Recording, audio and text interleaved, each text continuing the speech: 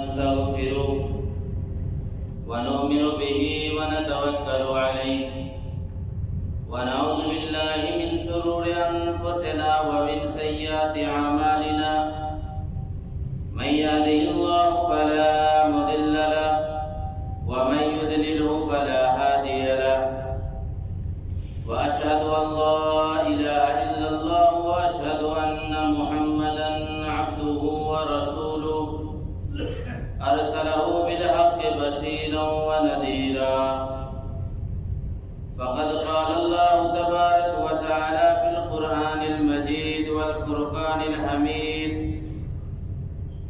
فأعوذ بالله السميع العليم من الشيطان الرجيم بسم الله الرحمن الرحيم يا أيها الذين آمنوا اتقوا الله حق تقاته ولا تموتن إلا وأنتم مسلمون يا أيها الناس اتقوا ربكم الذي خلقكم من نفس واحدة وخلق منها زوجها وبث منهما رجالا كثيرا ونساء واتقوا الله الذي تساءلون به والأرحام إن الله كان عليكم رقيبا يا أيها الذين آمنوا اتقوا الله وقولوا قولا سديدا يصلح لكم أعمالكم ويغفر لكم ذنوبكم ومن يطع الله ورسوله فقد فاز فوزا عظيما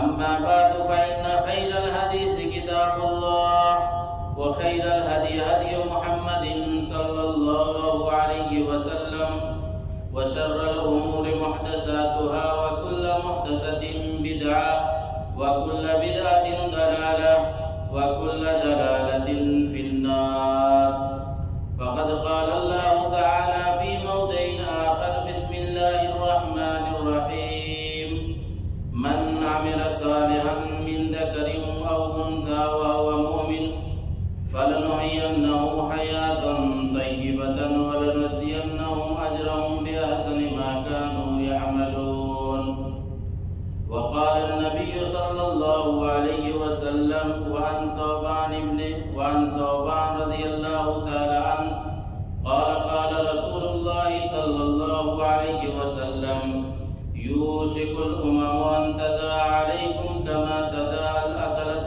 إلى قصعتها فقال قائل يا رسول الله ومن قلتهم نحن يومئذ قال بل أنتم كثير ولكنكم غثاء كغثاء السيل رب اشرح لي صدري ويسر لي أمري واحلل عقدة من لساني يفقهوا قولي اللهم رب زدني علما آمین۔ ہر قسم کی تعریف ساری برائی و یکتائی اس اللہ رب العالمین کے لیے ہے جس نے ہم تمام انسانوں کو اشرف المخلوقات بنایا اور ساتھ ہی ساتھ ہماری رہبری کے لیے ہمیں سیدھے راہ پر چلنے کے لیے اللہ تبارک و تعالی نے نبیوں اور رسولوں کا سلسلہ جاری رکھا۔ درود و سلام کا نزول حکم تمام انبیاء کرام کے اوپر خصوصاً کے ساتھ ہمارے آقائے نامدار تاجدار مدینہ احمد مصطفیٰ محمد مصطفیٰ عربی صلی اللہ علیہ وسلم کے اوپر لاکھوں کروڑوں درود و سلام نازل ہو۔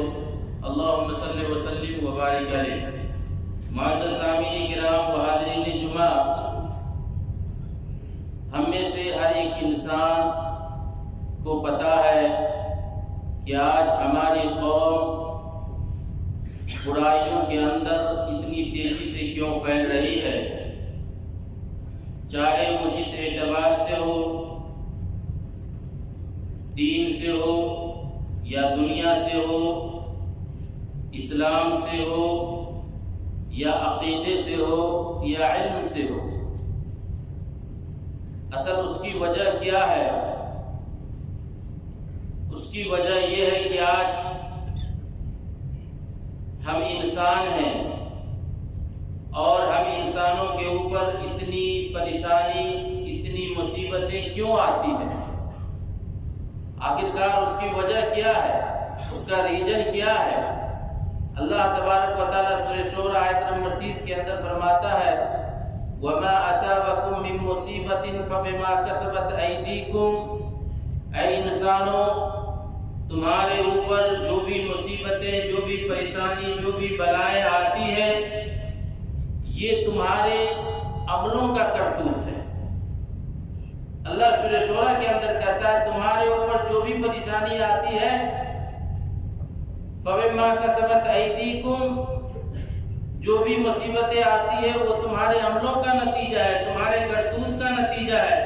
وَيَعْفُو عَنْ كَثِيرٍ، اور اللہ تبارک و تعالیٰ تو بہت بڑا مہربان ہے، رحم والا ہے، وہ تو تمہاری بہت ساری غلطی کو تو درگزر کر دیتا ہے، معاف کر دیتا ہے۔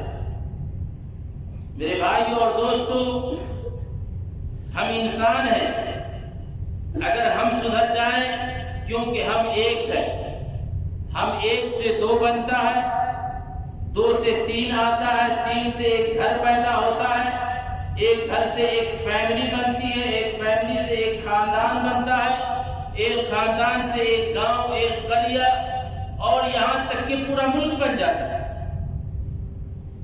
اگر ہم سدھر گئے تو ہماری جو نسل ہے، ہماری اولاد ہے، وہ سدھرے گی، اور جب وہ اولاد سدھرے گی تو ہمارے گھر والے سدھر جائیں گے، گھر والے سدھریں گے تو ہمارے محلے والے، ہمارے پڑوسی، ہمارے خاندان سدھریں گے، اور ہمارے خاندان جب سدھر جائیں گے تو پورے قریہ، پورے گاؤں اور پورے ملک سدھر جائے گا۔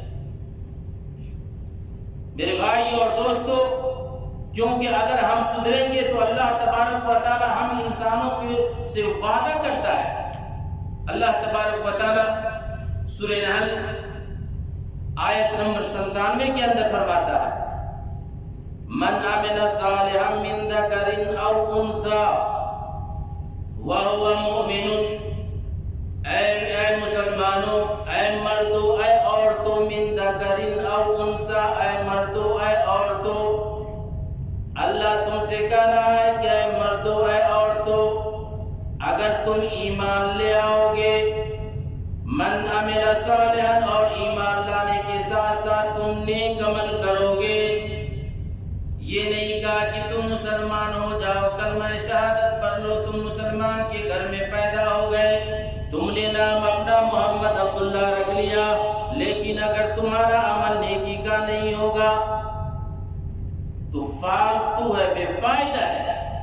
اللہ فرما رہا ہے من عمل صالحا من ذکر او انثى وهو مؤمن، اے مسلمانوں، اے مردوں، اے عورتوں، اگر تم ایمان لے آؤ گے اور اس کے بعد نیک عمل کرو گے تو اللہ تم سے وعدہ کر رہا ہے فَلَنُحْيِيَنَّهُ حَيَاةً طَيِّبَةً، اللہ تم سے وعدہ کرتا ہے کہ تو ہم تمہاری زندگی کو سنوار دیں گے، ہم تمہاری دنیاوی زندگی کو اچھا بنا دیں گے، تمہارے اوپر جو بھی مصیبتیں آئے گی، پریشانی آئے گی، ہم اس کو ختم کر دیں گے، تمہارے اوپر آنے نہیں دیں گے۔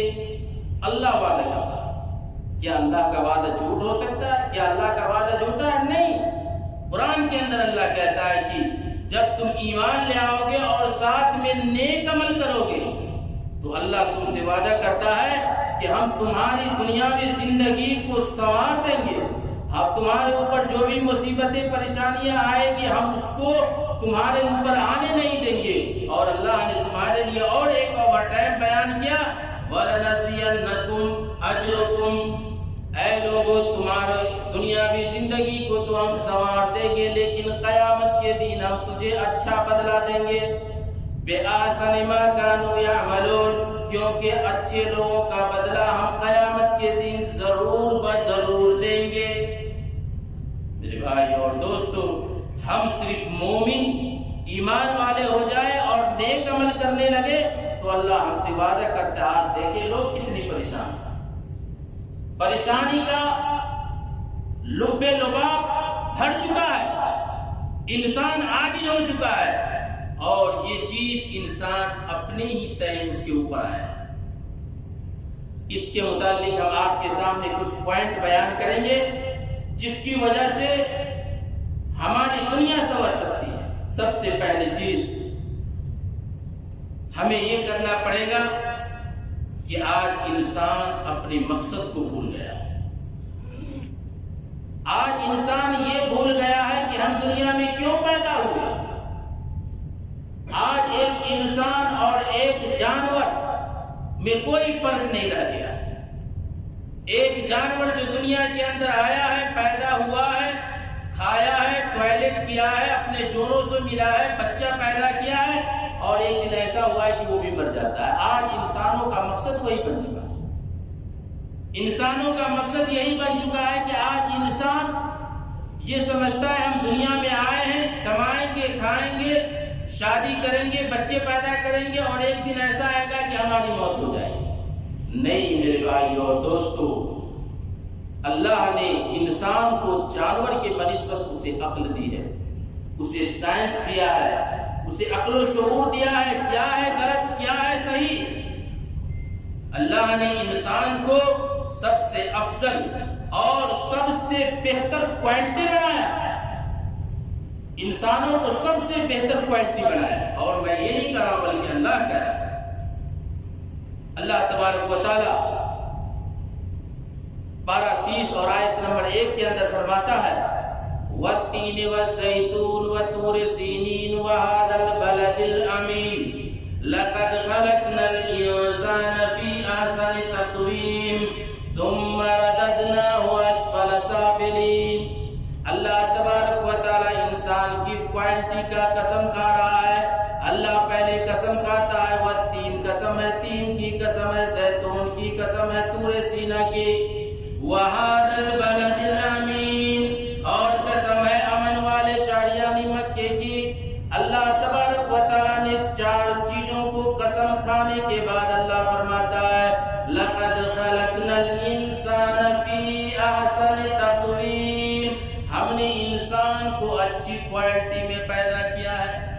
اللہ نے پہلے زیتون، پہلے سورہ طور سینا اور مکے والے شہر جو امن و امان کی شہر، یعنی 4 قسم کھانے کے بعد اللہ تبارک و تعالیٰ نے کہا لَقَدْ خَلَقْنَا الْإِنسَانَ فِي أَحْسَنِ تَقْوِيمٍ، اے انسان تجھے کیا ہو گیا، تو کدھر جا رہا ہے، ہم نے تجھے تو اچھی کوالٹی میں پیدا۔ لیکن اگر وہی انسان اپنی حقیقت کو بھول جائے، وہی انسان اپنی حیثیت کو بھول جائے، اس کا عمل اگر جانور کی طریقے سے ہو جائے، اللہ فرماتا ہے ثُمَّ رَدَدْنَاهُ أَسْفَلَ سَافِلِينَ، تو اے انسان تمہارا جو حیثیت ہے وہ سب سے آخری لیول پر پہنچ جائے گا، آخری لیول پر تم چلے جاؤ۔ اگر تم نے اپنی حیثیت کو، اپنی حقیقت کو، اپنی مقصد کو اگر تم بھول گئے، تم رب کی اطاعت سے دور ہو گئے، رب کی عبادت سے دور ہو گئے، تمہارا مشن دنیا داری ہو گیا، تو اللہ تبارک و تعالیٰ اس دنیا کی بھی حقیقت انسان کی طریقے سے بیان۔ اللہ تبارک و تعالیٰ سورہ حدید آیت نمبر دنیا کی حقیقت کو بیان کر رہا ہے۔ آیت نمبر 20 کے اندر اللہ فرماتا ہے اعلموا انما الحیاۃ الدنیا لعب ولہو وزینۃ وتفاخر بینکم وتکاثر فی المال والاولاد۔ اے لوگو اعلموا انما الحیاۃ الدنیا لعب ولہو، اے لوگو جان لو یہ دنیا کی زندگی ایک کھیل ہے، ایک تماشا ہے۔ اس بچے کی طریقے سے جب بچہ پیدا ہوتا ہے، چھوٹی عمر ہوتی ہے، اس کا مقصد صرف کھیلنا ہوتا ہے، اسے پتہ نہیں ہوتا ہے کہ ہمارا باپ جو تجارت کرتا ہے، جو بزنس کر رہا ہے، جو کام کر رہا ہے، اس کے اندر اسے نفع ہوتا ہے یا نقصان ہوتا ہے۔ اعلموا انما الحیاۃ الدنیا لعب ولہو، اے انسانوں یہ دنیاوی کی زندگی تمہارے لیے کھیل ہے، تمہارے لیے تماشے کی زندگی ہے۔ اس بچے کی مثال جسے کوئی پرواہ نہیں ہوتا، اس کا مقصد یہی ہوتا ہے صرف کھیلنا، اس کا مقصد صرف ہوتا ہے کھیلنا اور کچھ نہیں۔ اس کے بعد اسی بچے کا عمر جب 11 سال کا ہوتا ہے تو وہ کھیل کو بند کر دیتا ہے، کھیل کو اپنے دماغ میں بھی نہیں لاتا۔ اب اس کا مقصد ہوتا ہے ہم دنیاوی زندگی کے اندر ہم استفادہ کریں، دنیاوی زندگی میں ہم انجوائے کریں، دنیاوی یعنی دنیا کے اندر ہم مست مولا رہیں۔ لیکن اللہ آگے فرماتا ہے وَزِينَتُهُ، اور جب اس کا تیسرا دور آتا ہے یعنی جب اس کی عمر 20 سال کی ہوتی ہے، 20 سے 25 سال کا ہوتا ہے، تو وہ کھیل بھی بند کر دیتا ہے، دنیاوی زندگی کو دکھانا بھی بند کر دیتا ہے۔ اب اس کے ذہن میں، اس کے دل و دماغ میں صرف یہی ہوتا ہے کہ ہم کیسے خوبصورت بنے، ہم اپنے جسم کو کیسے سنواریں۔ یعنی جب اس کا عمر 20 سے 25 سال کا ہوتا ہے، وہ زینت ہو تو اپنے آپ کو مزین کرنے لگتا ہے، اپنے آپ کو وہ اچھا کپڑا پہننے لگتا ہے، اپنے آپ کو بن سور کر کے وہ سمجھتا ہے کہ ہم لوگوں کے سامنے ہم لوگوں کو دکھائے تاکہ لوگ ہمیں اچھا کہیں۔ لیکن وہی انسان کا عمر وَتَفَاخُرُ بَيْنَكُمْ، لیکن جب وہی انسان کا عمر 30 سال کا ہوتا ہے تو اس کی ساری چیز ختم ہو جاتی ہے۔ اب اس کے ذہن میں یہی ہوتا ہے وَتَفَاخُرُ بَيْنَكُمْ کہ ہم دنیا سے آگے نکل جائیں، ہم ایک دوسرے سے آگے بڑھیں۔ اس کے بدن کے اندر انرجی ہو جاتی ہے، بدن کے اندر تکبر ہو جاتا ہے، گھمنڈ آ جاتا ہے، ایک دوسرے سے آگے بڑھنا چاہتا ہے، مونچھوں پہ تاؤ پھیرنے لگتا ہے۔ لیکن اسی زندگی کے اندر اگر تھوڑا سا اور زیادہ ہو جاتا ہے وَتَكَاثُرُ فِي الْمَالِ وَالْأَوْلَادِ، لیکن جب وہی زندگی بڑھاپے کی پہنچتی ہے، بڑھاپے کے وقت ہو جاتا ہے، اب اس کے ذہن کے اندر یہی باتیں ہوتی ہے کہ ہمیں اولاد آئے، ہمارے گھر میں بچہ پیدا ہو، ہم اولاد والے بن جائے۔ وَتَكَاثُرُ فِي الْمَالِ وَالْأَوْلَادِ، یعنی ہمارے اندر پراپرٹی ہو جائے، پیسہ والا ہو جائے، ہم روپیہ والا ہو جائے، ہمارے پاس مال ہو، دولت ہو، کھیت ہو، کھلیان ہو، مکان ہو، دکان ہو۔ یعنی وہ اس بات کو یعنی انسان سوچنے لگتا ہے۔ اللہ نے فرمایا یہ انسان کی پوری زندگی ہے۔ اب اس کی مثال اللہ اسی آگے آیت کے اندر فرماتا ہے کَمَثَلِ الْغَيْثِ أَعْجَبَ الْكُفَّارَ نَبَاتُهُ، اس انسان کی مثال اس کھیت کرنے والے کسان کی طریقہ سے ہے۔ وہ کھیت میں، وہ کسان جب اپنے کھیت میں جاتا ہے اور کھیت کو بہت اچھی طریقے سے وہ کھولتا ہے اس کھیت کو، یعنی وہ کسان جو اپنے کھیتی کے اندر پودا لگانے کے لیے کھیت کے اندر کتنا محنت کرتا ہے، اس کو کھولتا ہے، اس کو جوتتا ہے، اس کو اچھی طریقے سے سنوارتا ہے، پھر وہ انسان اس کے اندر بیج ڈالتا ہے اور کچھ دنوں کے بعد ثم بہین فتراہ مصفرا، اور کچھ دنوں کے بعد اسی زمین سے جب وہ لہلہاتی ہوئی بیج نکلتی ہے اور ہرے پودے نظر آتے ہیں، جب وہ کسان محنت کر کے دیکھتے ہیں کہ یہ ہمارا پودا لہلہا رہا ہے، ہری بھری پودا کو دیکھ کر کے وہ خوش ہو جاتا ہے، اس کے اندر بیجیں آ جاتی ہے، پھل اچھا ہونے لگتا ہے۔ وَمُصْفَرًّا، اور جب وہی پھل پیلے رنگ کا ہو جاتا ہے، زردی رنگ کا ہو جاتا ہے، کٹنے کا وقت ہو جاتا ہے، تو اللہ آگے فرماتا ہے ثُمَّ يَكُونُ حُطَامًا، پھر وہ کسان اس کو کاٹ لیتا ہے۔ یعنی ایک وہ کھیتی جو بالکل لہلہاتی ہوئی کھیتی ہے، کسان نے کتنا محنت کیا، اس کے اندر بیج ڈالا، پھر وہ بیج نکلا، پھر اس کے اندر دانے اگے، پھر اس کے بعد وہ پکنے لگا، وہ انسان اس کو کاٹ دیتا ہے۔ ایک وہ کھیتی جو بالکل لہلہاتی ہوئی نظر آ رہی تھی، پکنے کے بعد انسان اس کو چٹیل میدان بنا دیتا ہے۔ اے انسان، تمہارا کیا وقت ہے، تمہارا کیا وجود ہے، تم بھی پیدا ہوئے، تم بھی بڑے، تم بھی جوان ہوئے، ایک وقت ایسا آیا تمہاری موت ہو گئی، تمہارے اولاد، تمہارے بچے، تمہارے رشتہ دار نے اپنے کندھے پہ اٹھا کر کے تمہیں قبر کے اندر ڈال دیا، تمہاری کوئی وجود نہیں ہے۔ اس کھیتی کی مثال اللہ نے ایک انسان کو بنایا۔ پھر اللہ نے فرماتا ہے وَفِي الْآخِرَةِ عَذَابٌ شَدِيدٌ وَمَغْفِرَةٌ مِّنَ اللَّهِ رِضْوَانًا، اے لوگو، اب تمہارے ہاتھ میں ہے دنیاوی زندگی جو تم گزار رہے ہو، وہ تمہارے ہاتھ میں ہے۔ تم جیسا عمل کرو گے تو تم جنت پاؤ گے، تم جیسا عمل کرو گے جہنم پاؤ گے، یہ تمہارے ہاتھ میں ہے۔ ہمارے طرف تجھے لوٹنا ہے، تمہارے عملوں کا حساب دینا ہے۔ پھر اللہ آگے فرماتا ہے وَمَا الْحَيَاةُ الدُّنْيَا إِلَّا مَتَاعُ الْغُرُورِ، اے میرے بندو، تم دنیاوی زندگی کے لیے کیا کیا نہیں کرتے ہو، لیکن یہ دنیاوی زندگی ایک دھوکے کا زندگی ہے، یہ دنیا ایک دھوکے دینے والی ہے، یہ دنیا نے کسی کو نہیں چھوڑا، یہ دنیا نے کبھی بھی کسی کو ساتھ نہیں دیا۔ غرور یعنی دھوکے کی جگہ ہے، دھوکے کی ٹٹی ہے یہ۔ آج انسان اس دنیا کے لیے کیا نہیں کرتا۔ میرے بھائی اور دوستو، انسان اپنی بناوٹ پر، اپنی ہر چیز پر غور کرے کہ اللہ نے جو یہ مثال ہمارے لیے بیان کیا ہے، یہ چیز ہم سے چھپی ہوئی ہے، دنیا ہی میں ہم لگے ہوئے ہیں۔ آئیے 2 حدیث آپ کے سامنے میں پیش کرتا ہوں۔ یہ دنیا جس کے لیے آج انسان مر رہا ہے، کٹ رہا ہے، دوسرے کو دھوکہ دے رہا ہے، دوسرے کے پیچھے لگا ہوا ہے، ہم جس نبی کے امتی ہے اس نبی کا کیا سوچتا ہے دنیا؟ میرے بھائی اور دوستو، ابن ماجہ کی روایت ہے، ترمذی کی روایت ہے اور احمد کی روایت ہے۔ اللہ کے نبی صلی اللہ علیہ وسلم کے بارے میں فرمایا کہ اللہ کے نبی صلی اللہ علیہ وسلم کے پاس دولت آئی، شہرت آئی، فتنے آئے، دنیا آئی، لیکن آپ نے اپنے سے دنیا کو الگ رکھا۔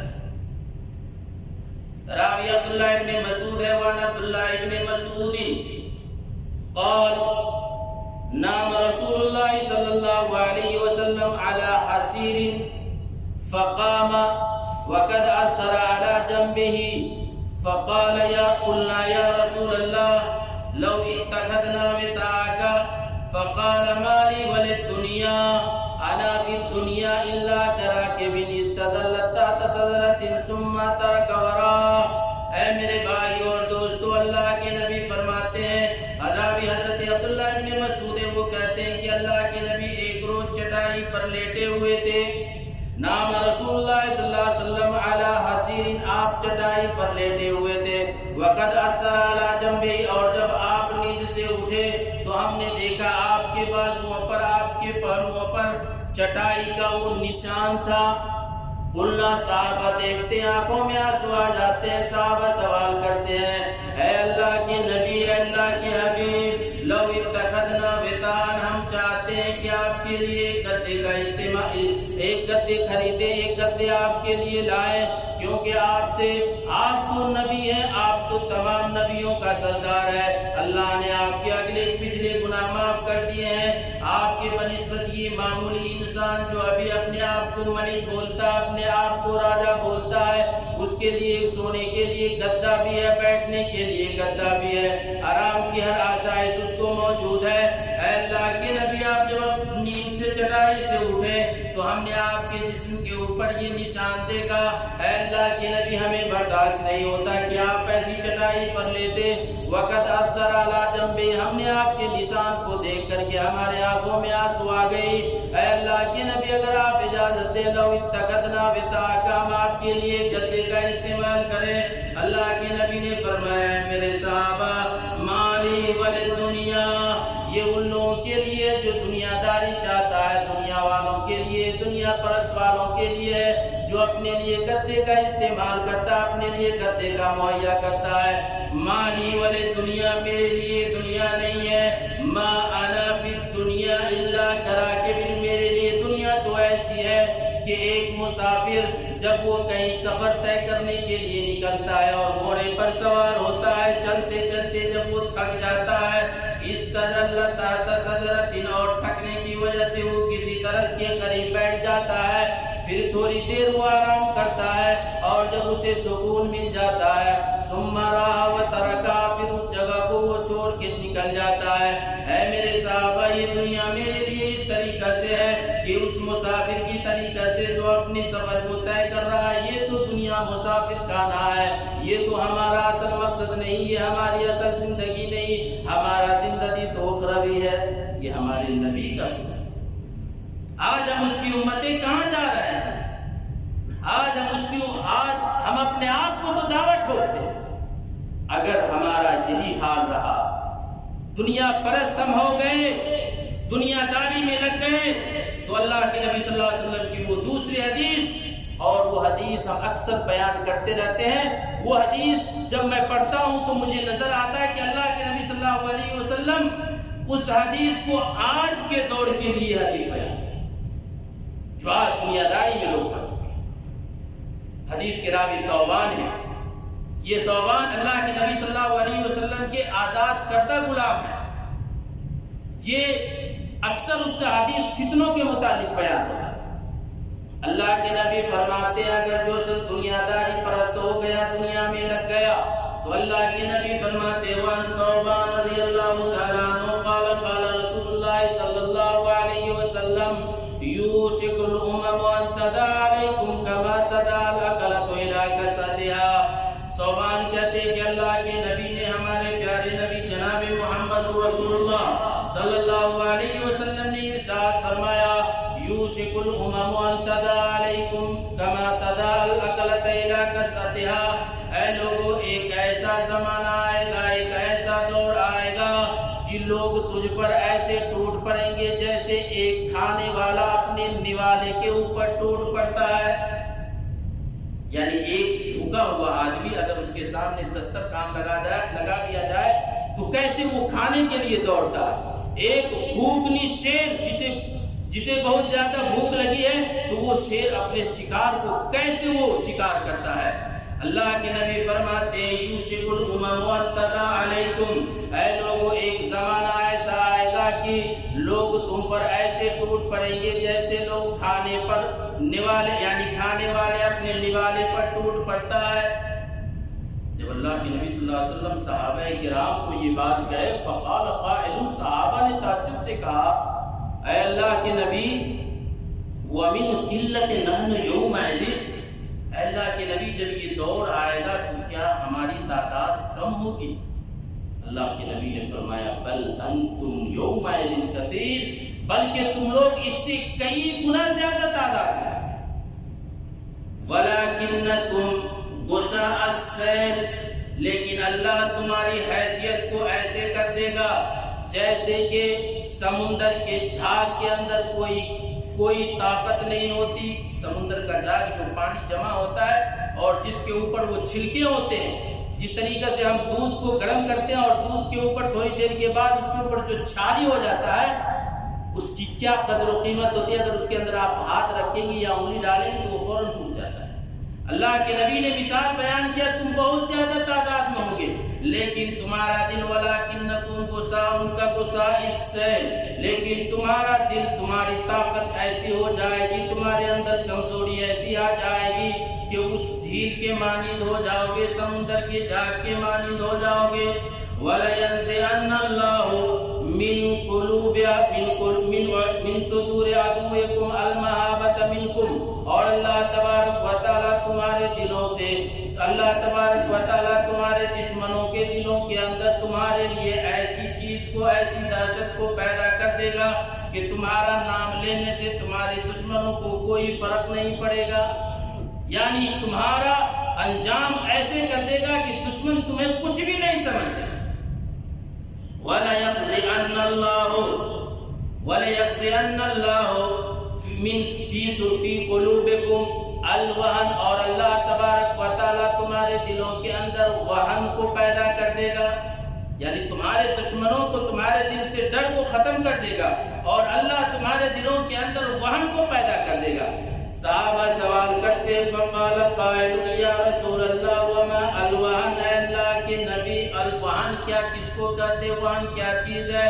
اللہ کے نبی فرماتے ہیں حب الدنیا وکراہیت الموت، تم دنیا سے محبت کرنے لگو گے اور موت سے نفرت کرنے لگو گے. یعنی قیامت تمہارے نظر میں کچھ بھی نہیں ہوگا، دنیا پرست ہو جاؤ گے، دنیا داری میں لگ جاؤ گے، ہائے نہائے دنیا ہر وقت کرنے لگو گے تو اللہ تبارک و تعالیٰ تمہارے ساتھ ایسا حال کرتا ہے. یہ سارے 1400 پہلے اللہ کے نبی صلی اللہ علیہ وسلم نے یہ ارشاد فرمایا جس قوم کی اگر یہ حالت ہو گئی تو اللہ تبارک و تعالیٰ اس قوم کے اوپر اس کے دشمنوں کو مسلط کر دے گا، اس کے دل کو بالکل کھوکھلا بنا دے گا، اس کے دشمنوں کے دلوں کے اندر اس کے لیے کوئی ہمدردی نہیں ہوگی اور اس کے دل کے اندر وہن پیدا کر دے گا اور وہ وہن ہوگا دنیا کی محبت. میرے بھائی اور دوستو، آج ہم دیکھیں، سوچیں کہاں ہے اللہ سے، ہم عبادت سے دور ہے. جمعہ کے دن ہم مسلمان کے بچے ہیں بھائی، اگر جمعہ نہیں پڑھیں گے تو لوگ کہے گا مسلمان ہو کر کے جمعہ لیکن وہی اذان ہوتی ہے فجر کی تو ہم روم کا دروازہ تک بھی نہیں، اگر وہی وقت ہو جائے ڈیوٹی کی تو الارم بجنے لگتا ہے اور ہم پیخانہ بھی نہیں کرتے ہیں اور بھاگ جاتے ہیں کہ ہم کو وہاں پہنچنا ہے۔ ٹائم اگر لیٹ ہو گیا تو پھر ہماری سیلری کاٹی جائے گی۔ یہی ہے حب الدنیا، دنیا کی محبت۔ اگر تمہارے دلوں کے اندر دنیا کی محبت ہو جائے تو وہ دن دور نہیں ہے کہ آج تمہارے اوپر مصیبتیں، پریشانی دوچار ہونا پڑے گا۔ یہ تمہارے عملوں کا کرتوت ہے۔ اللہ نے کہا وَمَا أَصَابَكُم مِّن مُّصِيبَةٍ فَبِمَا كَسَبَتْ أَيْدِيكُمْ، تمہارے اوپر جو بھی مصیبتیں آتی ہیں یہ تمہارے کرتوت، تمہارے عملوں کا نتیجہ ہے، برے عملوں کا نتیجہ ہے کہ تمہارے اوپر وہ مصیبتیں آتی ہیں۔ تم جتنا برائی کرتے ہو، تم جتنے گناہ گار کرتے ہو، وَيَعْفُونَ عَنْ كَثِيرٍ، اگر اللہ اس کو نہ بخشے گا تو نہ جانے تمہارا کیا حال ہے۔ ہمیں چاہیے کہ ہم رب سے رجوع کریں۔ آج دنیا پریشان ہے، آج دنیا کی پریشانی ایک چھلکتے ہوئے لب و لباب کی طریقے سے بہ رہی ہے۔ ہر ایک انسان اپنے تئیں پریشان ہے۔ میرے بھائی اور دوستو، اس پریشانی کی حالت میں ہمیں چاہیے کہ ہم رب کی طرف رجوع کریں، ہم رب کو پہچانیں، ہم اپنے آپ کو پہچانیں جو اللہ نے ہماری کوالٹی کو بیان کیا ہے۔ ہم اس کوالٹی کے اوپر دھیان دیں کہ اللہ نے ہمیں اتنا دماغ اور اتنا سائنس دیا ہے، ہم کہاں۔ میرے بھائی اور دوستو، آج ایک ہی نکات تھا، دوسرے نکات انشاءاللہ دوسرے جمعہ کے اندر بیان کروں گا۔ اللہ سے دعا ہے کہ اللہ تبارک و تعالی ہم تمام لوگوں کی زندگی کو سنوار دے۔ اے اللہ تبارک و تعالی ہمارے اوپر جو بھی مصیبتیں، جو بھی پریشانی، جو بھی آفتیں، جو بھی بلا اے اللہ آنے والی ہے، اللہ اس مصیبتوں اور پریشانیوں کو تو ختم کر دے۔ اور اے اللہ ابھی جس وقت پریشان ہیں لوگ، اے اللہ ان پریشانی کو دور فرمائے۔ اے اللہ ابھی جو بیماری پھر سے دوبارہ بیماری بڑھ رہی ہے، اللہ تبارک و تعالیٰ اس بیماری کو بھی ختم کر دے۔ اے اللہ تبارک و تعالیٰ تو ہماری معاشی حالت کو تندرستی عطا فرما۔ اے اللہ ہمارے اندر جو بھی بیماری ہے اللہ اسے صحت عطا فرمائے۔ اے اللہ تبارک و تعالیٰ ہماری اولاد کو، اے اللہ ہمارے گھر والے کو، اے اللہ تبارک و تعالیٰ تو اسے صحت کاملہ عاجلہ عطا فرما۔ اے اللہ ہم میں سے جو بیمار ہے اے اللہ اسے صحت کاملہ عاجلہ عطا فرما۔ اے اللہ تبارک و تعالیٰ ہماری کمائی کے اندر تو برکت عطا فرما۔ اے اللہ تو ہماری کمائی کے اندر دین دگنی رات چگنی برکت عطا فرما۔ اللہم انی اسألک علما نافعا ورزقا طیبا وعملا متقبلا۔ اللہم انی اسألک علما نافعا ورزقا طیبا وعملا متقبلا۔ اللہم انی اسألک فی الدنیا والآخرہ۔ اللہم انی اسألک العفو والعافیہ فی دینی و دنیای و اہلی و مالی۔ اللہم استر عوراتی وعامل الرواتی۔ اللہم اغفرنی من بین یدی ومن خلفہ وعن يمينه وعن شماله ومن فوقه وأعوذ بك أن يغتال من تحته۔ اللهم إني أعوذ بك من البرص والجنون والجذام ومن سيء الأسقام برحمتك يا أرحم الراحمين۔ اے اللہ تبارک و تعالیٰ تو ہمیں جب تک زندہ رکھ دین اسلام پر زندہ رکھ، اور جب خاتمہ ہو تو زبان پر کلمہ طیب لا الہ الا اللہ محمد رسول اللہ زبان پر جاری ہو۔ بارک اللہ لنا ولکم فی القرآن العظیم ونفعنا بالآیات والذکر الحکیم، انہ تعالی جواد کریم۔